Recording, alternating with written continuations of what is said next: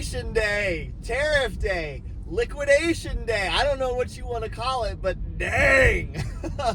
Here, honestly, I'm actually not that concerned. I know that sounds crazy to people. I'm still chewing on everything. I watched the Rose Garden meeting live. I'm reading reports on everything. I'm listening to some talking heads and pundits that I trust. I'm looking at both sides, people that are super bearish and people that are bullish, just trying to wrap my head around it still as to what this all means.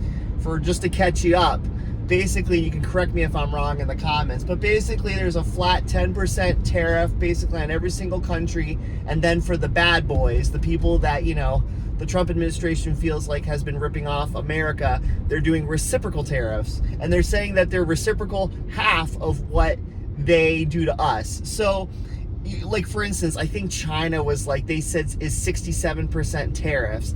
That's not really true. Like, if you look at like the World Bank, I think China charges us on average like a little bit over 2% on goods. But the Trump administration is also calculating currency manipulation, and they're also calculating other, what do they call them? They call them trade barriers. For instance, maybe like slave labor, child labor, which in their minds might be a tax on the U.S. because we don't necessarily do that. So, you know, excuse me, you have to kind of like take things with a grain of salt. What does this mean for crypto and the markets? Well, Wall Street, in my opinion, is completely overreacting like they normally do. I know some people think I'm crazy for saying that, but Wall Street, they're just a bunch of, I have no respect for Wall Street in a lot of ways. They will dump on you no matter what, and then they'll scoop up everything. Crypto is actually still holding pretty well.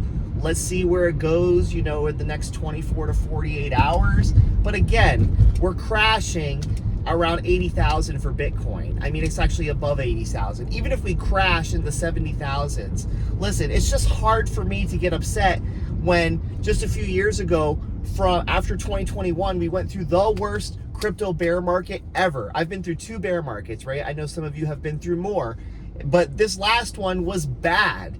It was really bad. Bitcoin went down to $3,000 or just over $3,000.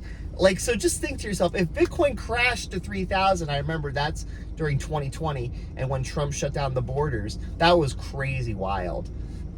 Excuse me. So that was in March of 2020.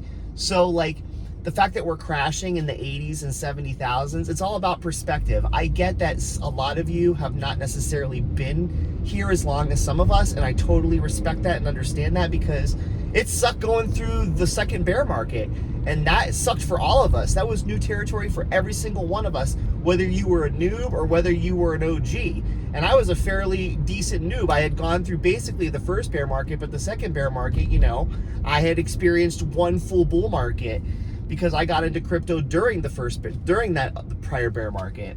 So my concern is this, is that the bears right now are clamoring, saying, oh my gosh, you know, we're in a terrible situation. Listen, it's going to be choppy for a while. I still think we're in the bottoming zone though, right?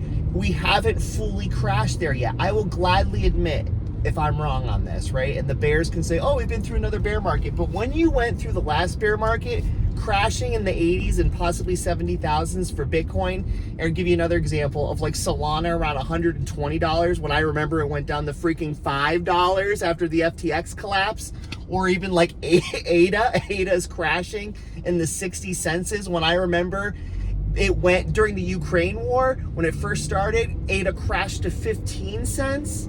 Like, you just have to have some perspective on this, right? The narrative has still never been stronger, and I'm still a firm believer that the Federal Reserve has to cut rates eventually.